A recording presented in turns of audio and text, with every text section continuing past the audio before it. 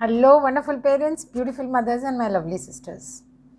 आज के इस वीडियो में हम डिस्कस करने जा रहे हैं कि फाइनेंशियली पैसे को लेके बच्चे जिस तरह से अलग अलग तरीके से क्यों रिएक्ट करते हैं, आखिर उनके माइंड में क्या चल रहा होता है और उसका रीज़न क्या है, वो कैसे क्रिएट होता है और उसका सोल्यूशन क्या है। तो चलिए वीडियो स्टार्ट करते हैं। लास्ट वीडियो में जो मैंने डिस्कस किया था, एक छोटे से बच्चे ने एक मॉल में से 2 पेन का सेट उठा के पॉकेट में रख लिया था।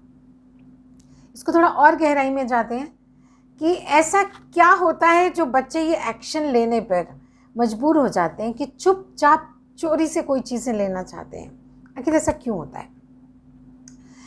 कई बार यानी कि बहुत बारी बहुत जगह पे ये होता है।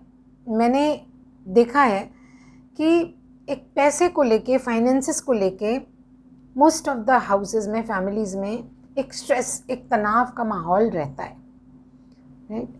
तो उसमें हर चीज़ में एक कहीं ना कहीं खींचातानी चल रही होती है पैसे को लेकर।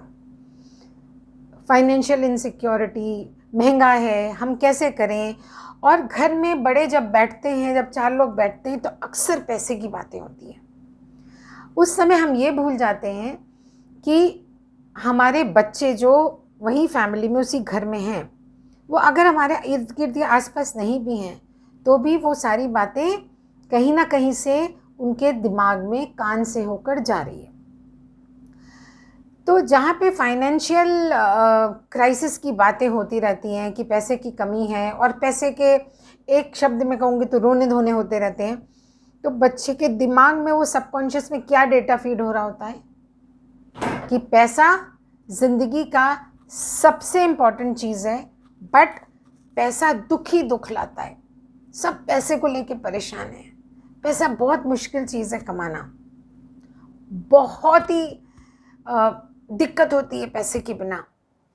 तो ये पैसे के जो उसके अंदर जो डेटा फीड हो रहा है, जो उसके इमोशंस क्रिएट हो रहे हैं उसके सबकॉन्शियस में, जो उसका ब्लूप्रिंट क्रिएट हो रहा है, वो पैसे को लेके सारा का सारा नेगेटिव क्रिएट हो रहा है। अब जब उसको पैसा इतना भारी लगने लगता है, जो हम सब इस सिचुएशन से मोस्ट ऑफ अस गुजरते हैं बचपन में, और बड़े होकर तक भी गुजरते रहते हैं। बहुत ही बिरले होते हैं जो इस बात को समझ पाते हैं। एक बहुत भारी चीज़ लगती है, एक बहुत तकलीफ वाली चीज़ लगती है।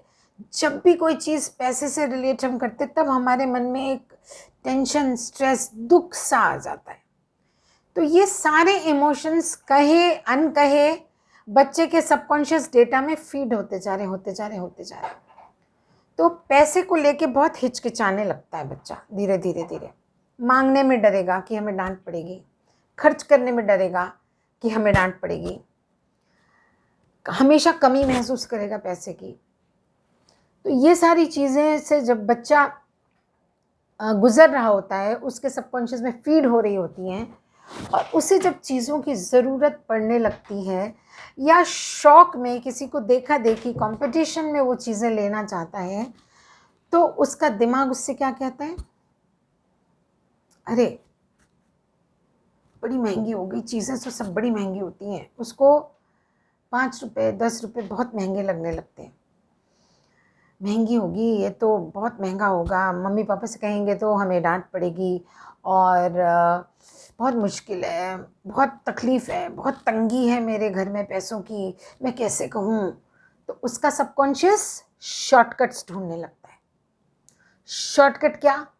चुपचाप ले लो, चुपके से उठा लो, चुपके से रख लो, कोई देखेगा नहीं, किसी को पता नहीं चलेगा, मेरे पास चीज़ आ जाएगी। वो छोटी छोटी सस्ती चीज़ें उसको मोमेंटरीली हैप्पीनेस देती है, और उस मोमेंटरीली हैप्पीनेस जो उस क्षण भर की होती है खुशी, उसके लिए उसके एक्शंस, उसके इमोशंस, एक्शंस कितने गलत होते जा रहे हैं, ये रियलाइजेशन नहीं हो पाता है। और कभी कभी तो ये रियलाइजेशन बहुत बाद में भी नहीं हो पाता है, बहुत डिस्ट्रक्शंस हो जाते हैं, राइट।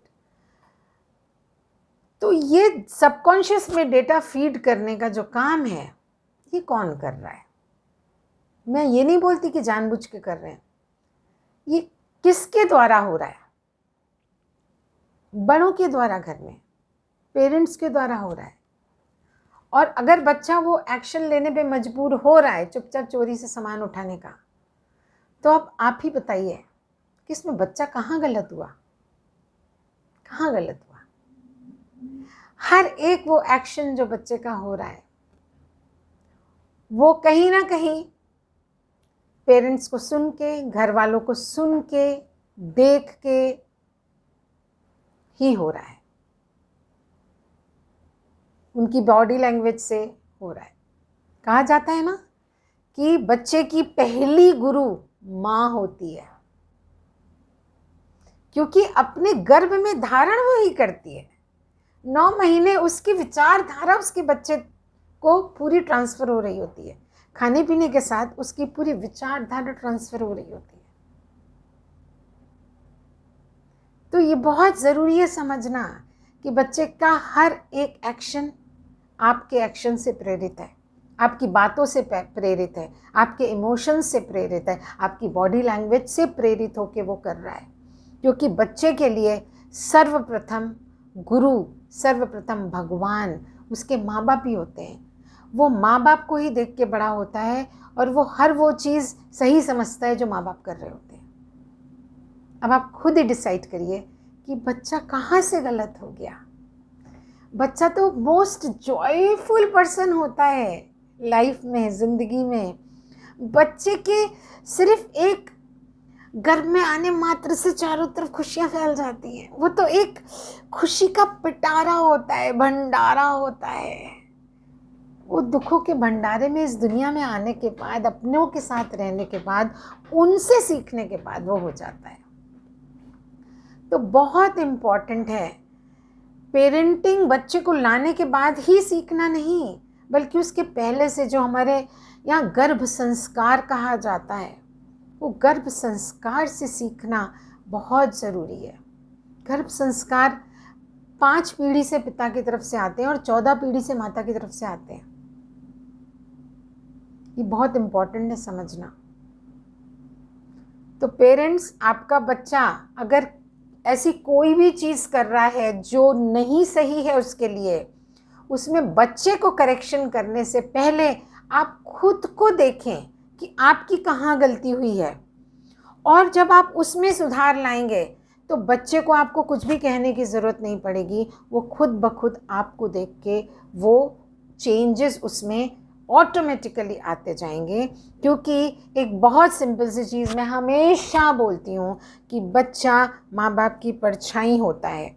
परछाई, शैडो, काम करने से नहीं बदलती है। आप परछाई पे काम करें, उसको चेंज करने की कोशिश करें, वो कभी नहीं बदलेगी जब तक कि वो जिस चीज़ की परछाई, ऑब्जेक्ट के डायरेक्शंस, उसका जो रखने की जगह और सोर्स ऑफ लाइट जो उसके ऊपर पड़ रही है, जब नहीं बदला जाएगा तो शैडो कभी नहीं बदल सकती।